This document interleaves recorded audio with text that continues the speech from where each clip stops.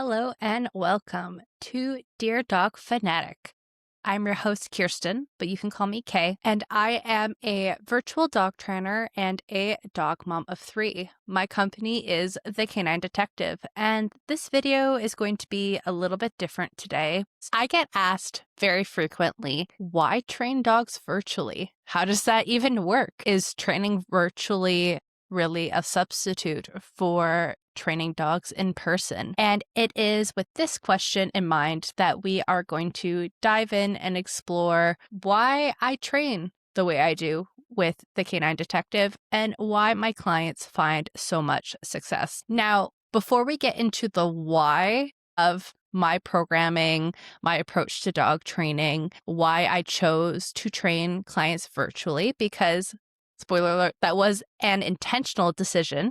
I didn't always train clients virtually. I used to train clients in person. And this is going to be the story that we're going to start off the episode with today. Because to know why I do what I do presently, we need to look back into the past to my journey of becoming a dog trainer and working in the dog industry in general, looking at my previous experiences because they informed my approach and why I train using the daily method. We will not delve in great detail into Frodo's story for the most part, as I have done so while guesting on other amazing podcasts, and I will link some of those below in the description so you can go and check those out if you have interest. But to give a brief overview, my first dog was a blue heeler, aka Australian cattle dog mix, named Frodo. I adopted him from a rescue that brought him up from Texas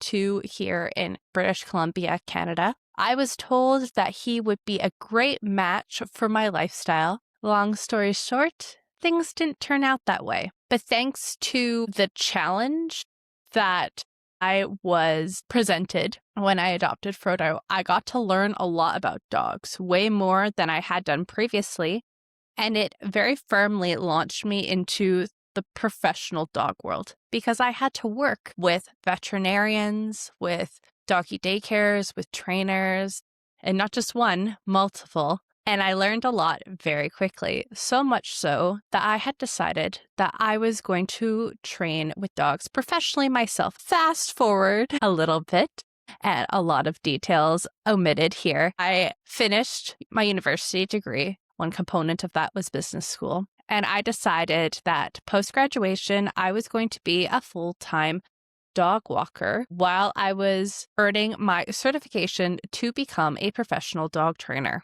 And this is the start of my professional career. I am interning with a local dog trainer while being a professional dog walker. And for the company that I worked for, it was not so much a one-on-one scenario walking the dog around the neighborhood. This was pack walks hiking. So I would be taking up to 6 dogs out for an hour and a half hike, trail walk in the forests of northern Vancouver. And I would do this twice a day. So this would be, for me, 3 hours of hiking total with 12 dogs broken up into 2 parts. And the goal of this company was to have the dogs off leash as much as possible during their hiking adventures. We went to trails where this was sanctioned. We had the needed paperwork so that way I could walk 6 dogs instead of the regular 3. And it was a very interesting experience. We went to the trails where, of course, a lot of other dog walkers from other dog walking companies tended to frequent because, of course, these were the trails we were allowed to be on. There was the public as well, mountain bikers with their dogs. These trails were busy. It was super fun.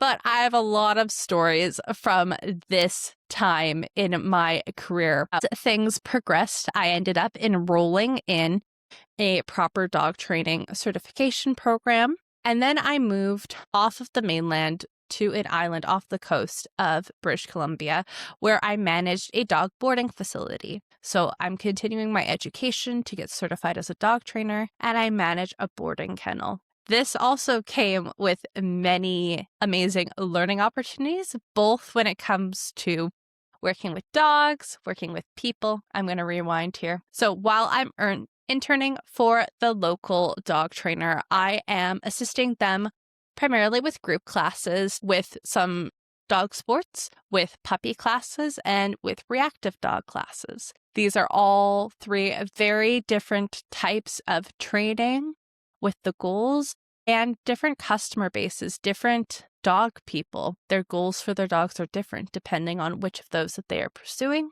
Then I was given the opportunity to be the manager of a dog boarding facility and eventually build out their board and train program, get that relaunched again. So I off the mainland of British Columbia to one of our islands to start that process. It was a very different context going from training dogs in the city to being in a more rural environment where dogs were away from their owners and you got to interact with just the dog, not them. I learned a lot during this time period, both because I was continuing to progress with my professional education with canine behavior, and also because I met a lot of dogs. A lot of dogs. I finished one level of my dog training program and then continued to get my behavior consulting certification, so more school. And during this time, I relaunched. This facility's board and train program. And so I got to expand upon my previous experience working in a group class setting to instead doing board and trains, which was a very different kind of training. Even without getting into the minutia of it, one can see how training a dog one-on-one, just you and the dog, no owner, in that scenario is different from teaching a group of different people and different dogs. It's just different dynamics. And what I soon discovered was this idea around sustainability in training. One of the challenges that we saw coming up back when I was doing the group classes where I was assisting the more experienced dog trainers at the beginning of my career was that a week can be quite a long time. You're working with somebody for, say, an hour or so once a week. That's 1 hour out of the however many hours there are in a week. And then they come back same time the following week and they are left on their own in between those classes. Did they do the homework? Did they understand the lessons? Did they figure out how to put this into practice within their day-to-day life? All of these were what caused some of the variety in success rates of these kinds of programs. It was very dependent on the owner and the dog, as all things are. And comparing that to a situation where I'm conducting a board and train where I'm not interacting with the human very much. I get to work with the dog every day during their stay so we can make progress quite quickly. But then how to make that sustainable when the dog returns home with the human. And this is very common. A lot of the board and trains would have offboarding programs. So you have your initial call intake, maybe lesson before the start of the board and train period. And then when people would come to pick up the dog at the end of their stay at the boarding facility, we would do a training lesson then where I would walk them through all that I had done with their dog, teach them how to implement those skills, and then give them some homework and some written documentation about how to continue this. And while I saw a great success rate in terms of successful behavior change, i.e., the dogs learned the lessons they needed to learn and their behavior changed in the way that the owner was hoping. When the dog was staying with me, it was difficult to ensure that the owner would be able to keep up with the dog's progress because they themselves did not learn those skills. And those skills range from being able to understand what their dog is doing, reading some body behavior, understanding the underlying cause of why the dog does what they do, being able to get the training down. Remember that dog trainers, behavior consultants, us professionals, those of us that go through the certification process, we go through years of schooling and apprenticeships and examinations, all so that way we know what we're doing and are able to do the technical aspects of the job. So trying to teach a dog owner all of the theory around why their dog is doing what they're doing, and then give them the technical technique, for lack of a better term, to be able to do this themselves would be quite difficult to do as a one-off. And why this is important, you might say, hey, Kay, I just need my dog to sit when I tell them to sit.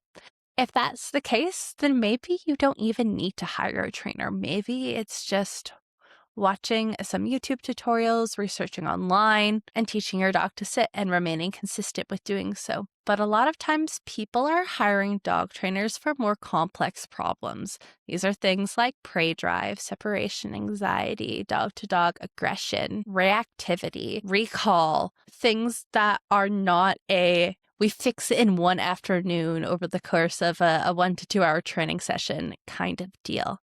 These are much more systematic problems. And if you just try to treat the system rather than the root cause, it's like playing whack-a-mole. And then clients would find, a few weeks, a few months later, that something else would happen. They'd have a new problem with their dog that they were wanting help solving. But in my mind, it wasn't a new problem. It was simply a new symptom of the same problem. It was systematic. This can come into place with nervous system dysregulation, underconfidence, a lack of foundational obedience or life skills, as I like to call them, safety skills, a lack of engagement or connection in the dog's relationship with their owner, etc. So it's not as simple as saying, hey, I don't want my dog to pull on leash, without taking a look at why is your dog doing that. If part of the answer of that is my dog is pulling so much because they're trying to get home because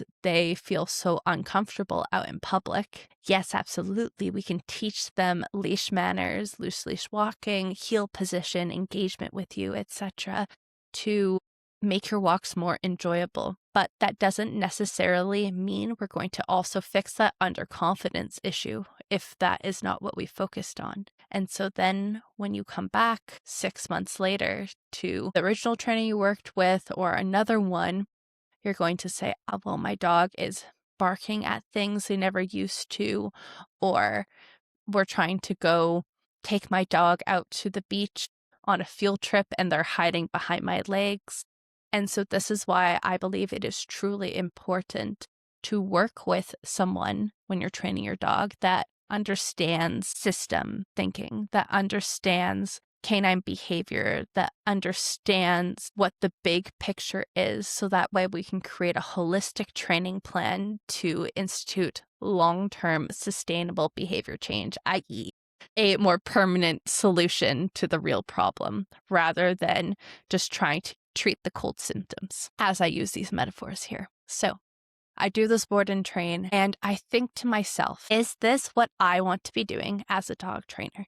Keep in mind, at this point, I'm still going through the process of becoming a behavior consultant. And I am thinking, is this really the best way that I can help people and that I can help dogs? Drawing from my experience of Frodo, my first dog, where I worked with multiple trainers and I worked with multiple vets, and no one was really able to help me see what was really the problem or what was really going on with my dog. And that was my motivation for becoming a dog trainer.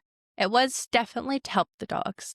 I love dogs. I'm probably one of the most dog-obsessed people that you will ever meet. But my true motivation when I got into this was to help people like me. So that way, when someone adopts their Frodo and is thinking, what the heck is going on? And none of their vets or trainers are telling them, hey, your dog might have canine compulsive disorder.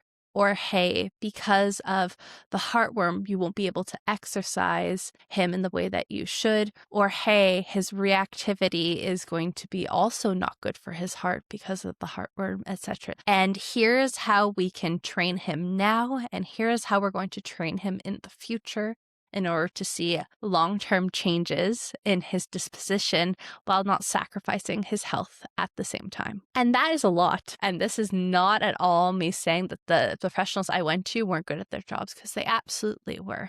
But what is really difficult when it comes to not knowing what to do with your dog is that you don't know what you don't know. Why I'm called the Canine Detective is, while all of this is going on in my story and I'm becoming this certified canine behavior consultant, don't ask me for help with your two-legged kiddos or your little feline friends. Unfortunately, that is not my area of expertise, although I definitely can suggest some things because behavior change, behavior modification. A lot of that is transferable from the different species. There are books on it that I can definitely recommend, whether or not you want to train your spouse or your child or your coworker. That is a bit annoying. These things are all definitely possible, but I am only certified in a professional capacity to work with our canine friends. But why I chose the name The Canine Detective was I was doing a virtual internship with a behavior consultant who also works virtually. This is the start of my light bulb moment. And her name is Madison, her business. And so while I'm working with this incredible behavior consultant who trains dogs virtually, I am learning how to be a behavior consultant myself through her mentorship. We are going through how to build a behavior modification plan, how to communicate with clients, how to create a training plan, how to figure out what is really going on with a dog and create a training plan that addresses the underlying root cause rather than the surface level symptoms. And she likened it to searching for clues. Now, those in my personal life know that I am a major mystery fan. Love mystery TV shows, movies, and books.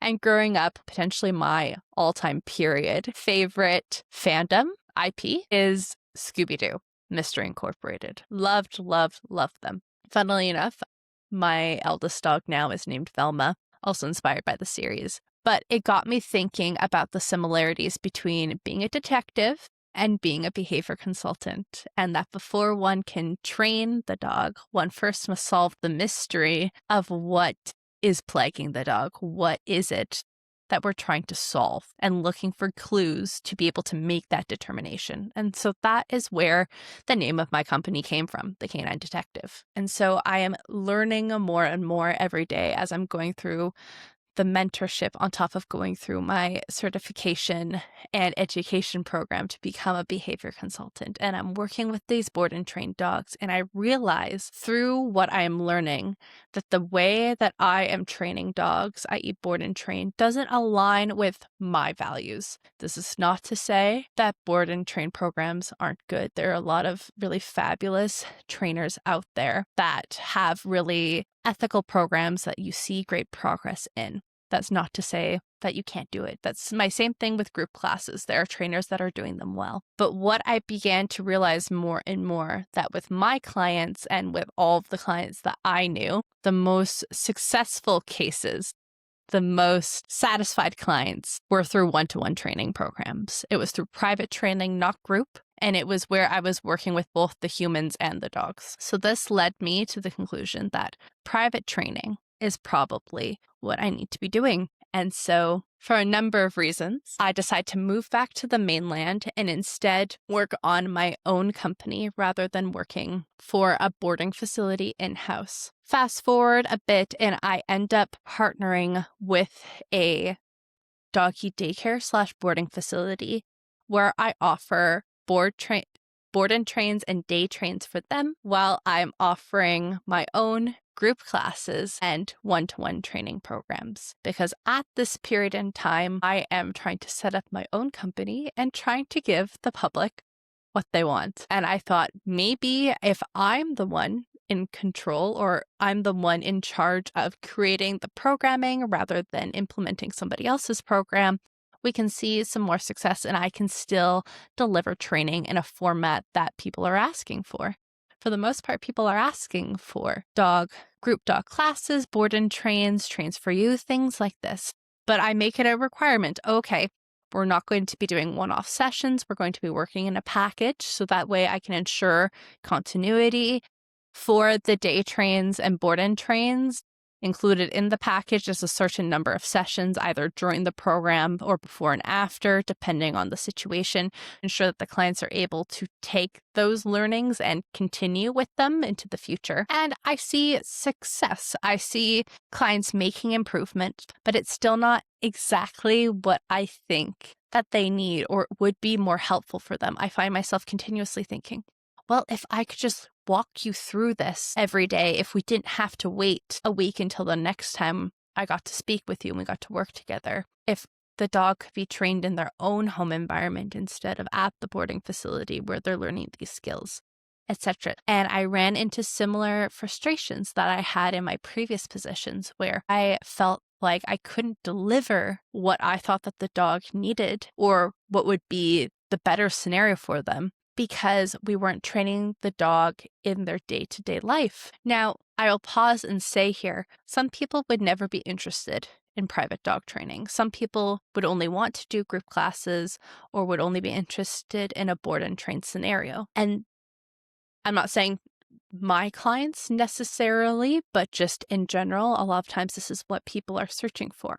And I was having a really hard time because if I stopped practicing in person and went only online, I knew that not all of these clients would continue and some clients would not want to work with the trainer virtually. So do I specialize and potentially cut off some prospective clients, but deliver a service that I know is going to help my clients more long term and a service that I know that the dogs will see more success in? So I was stuck with a choice of, do I continue to do what I'm doing and deliver a service that doesn't align with my values being seeing the most success I possibly can with clients and ensuring long-term behavior change, feeling like I'm setting clients and their dogs up for success in the long term, not just the short term? Or do I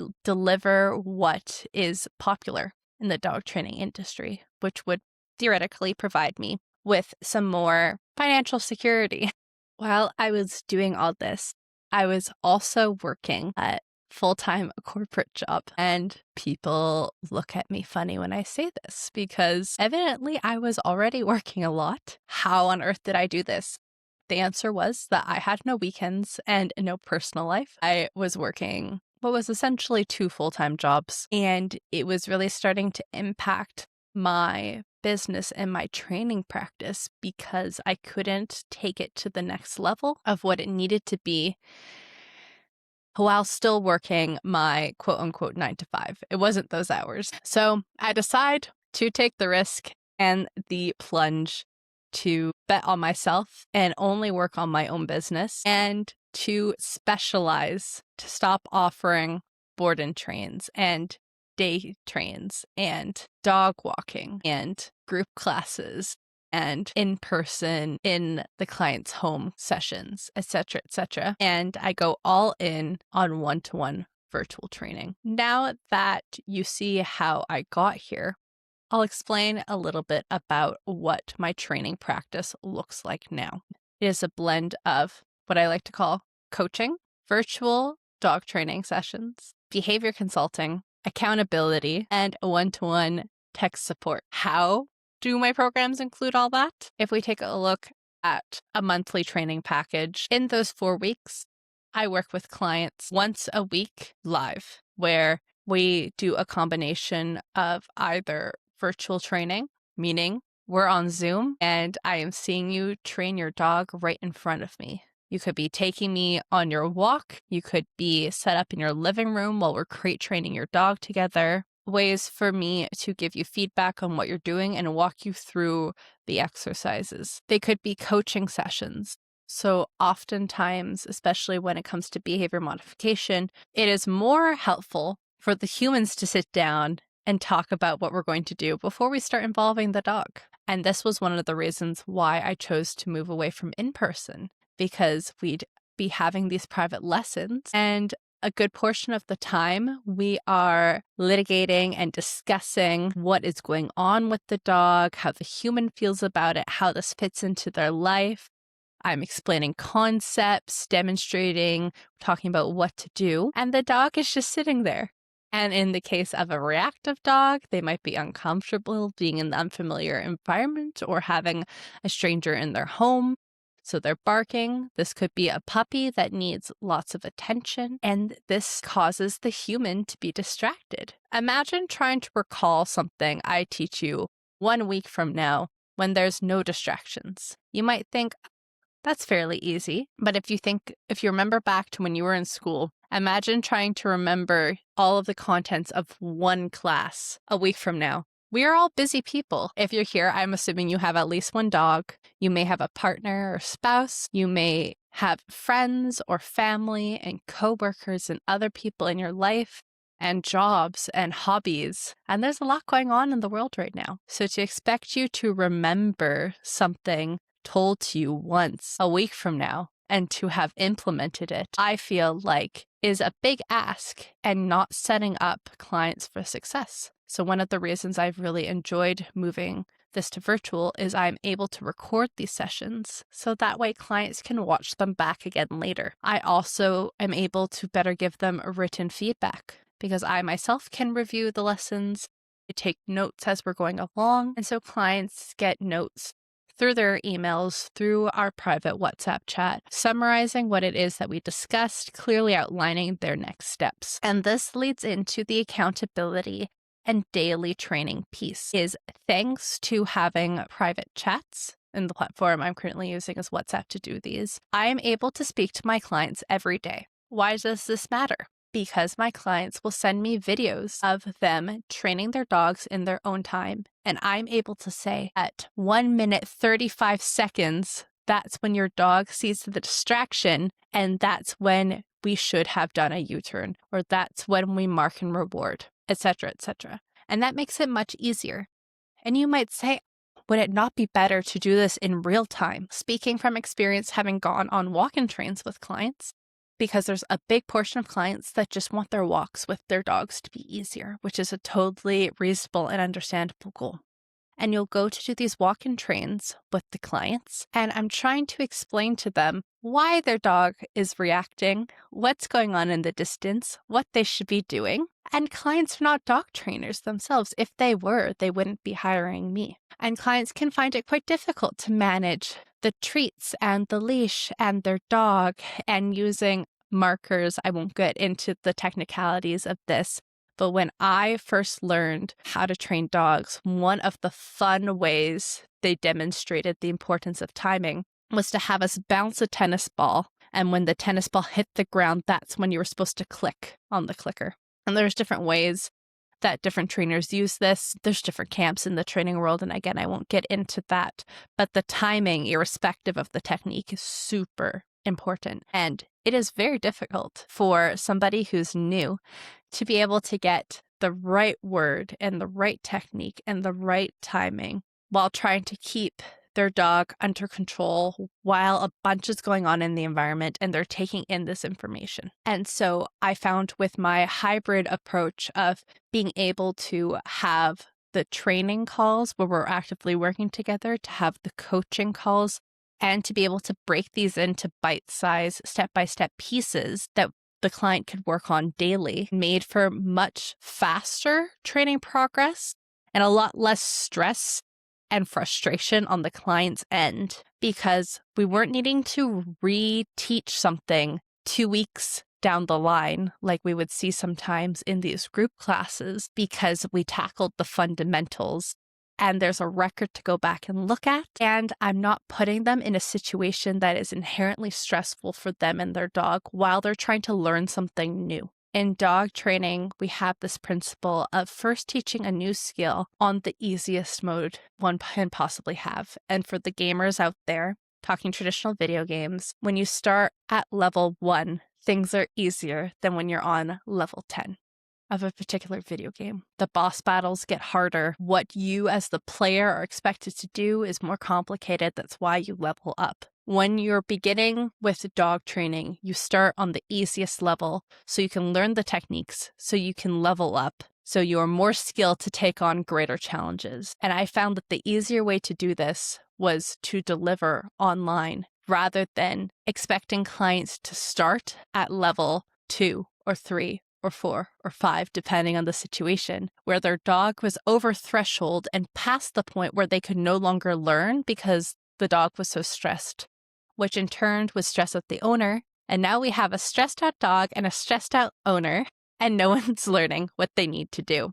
And so I just found that this was a better way for everyone to actually enjoy training and see those changes that needed to be made. In addition to giving feedback on training videos, this is also where we can have Q&As. My clients have access to me daily where they can ask me questions to clarify a point, to bring up any problems that they're running into, to discuss perhaps future training goals. And this is very helpful. This means that they are not limited to simply our call each week when it comes to accessing my knowledge and for me prescribing their future actions. Now, the specifics of what the chat support, what these calls, these training sessions, these coaching sessions actually look like for each client will be variable depending on who they are, who their dog is, and what they're hoping to accomplish. A lot of my clients fall into one of two camps currently, either solo women with their solo dog, and that comes with its own challenges of potentially lacking an ecosystem and system support around their dog where they need to be doing everything. And so when they have a big feeling dog with complex problems, there's actually a lot that goes into restructuring their system to make it feasible for them to do this. And you would think less coaching, right? Actually, a lot of these clients need the most coaching because a lot of the reasons why they come to me is they are at the point where they are just so stressed out with their dog. Maybe they're not enjoying their relationship anymore. They haven't been to the gym in months or seen their friends because of their dog's behavior. So a lot of this is around life coaching and restructuring their life and their dog's life so they can each live the best life possible, improve their relationship, and enjoy a good quality of life together. The other group of individuals that I help quite frequently aren't actually individuals. They are families, or a lot of times multi-generational families where perhaps a mother and daughter share a dog. Or I have another client where it was a girlfriend, a boyfriend, and a sister who were all sharing this dog, and sometimes multiple households come into play. Why I say all this and go into details is this leads into the other kind of challenges, which is more common of the latter group. When you have multiple chefs in the kitchen, who is truly wearing the chef's hat? Who are the sous chefs? What is going on? And at the beginning of these training programs where there are multiple stakeholders, a lot of times even multiple dogs in this scenario, whether not in the household or family dogs, spouse, partners' dogs, what have you, there's different dynamics at play. And you need to make sure that everybody is on the same page. Sometimes we find out that person one is training the dog differently from person two, even though they think that they're doing the same thing. And so part of my job is to provide clarity on what all of the parties involved are doing and what everyone should be doing. So improving communication for the group to the benefit of the dog and the benefit of the family.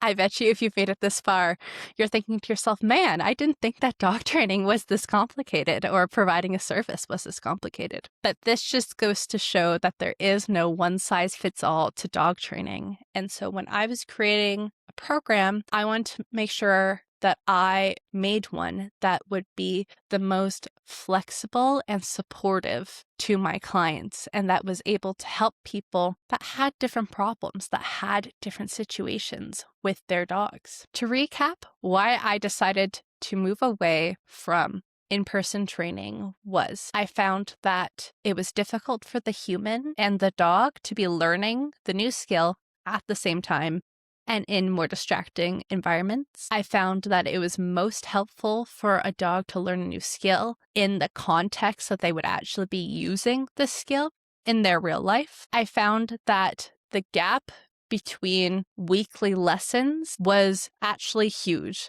when it comes to behavior modification and complex training, and that people need daily support when they're getting started. I found that we weren't setting the humans up for success in this way because we were expecting them to remember a lot of information in a really short window, and they had no way to access that information again in the same way, which led to a lot of frustration with the process. And I discovered that training the dog without helping the human isn't setting up their team for long-term success in the way that I was wanting. And a bespoke, customized, private one-to-one approach allowed for a training process that was holistic, that looked at the problems and challenges of humans and their dogs from a more systematic lens. And once I incorporated life coaching for the canine and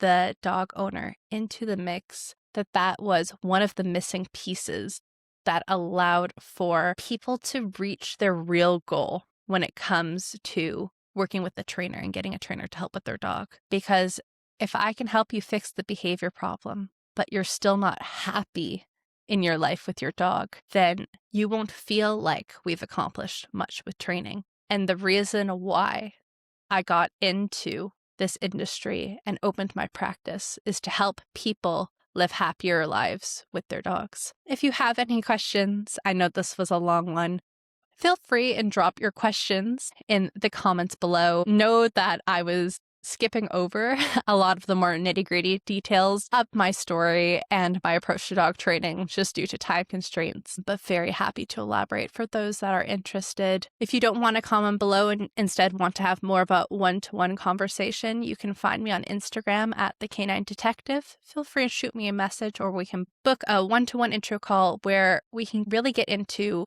what is actually going on with you and your dog and whether or not I can help. I always like to have these right fit calls before starting these training programs. As you can probably tell, we interact a lot over the course of the training process, and I want to make sure that I am the right person to help you and your pup before you sign up. Thanks for watching, and I will see you next time on Dear Dog Fanatic. Bye!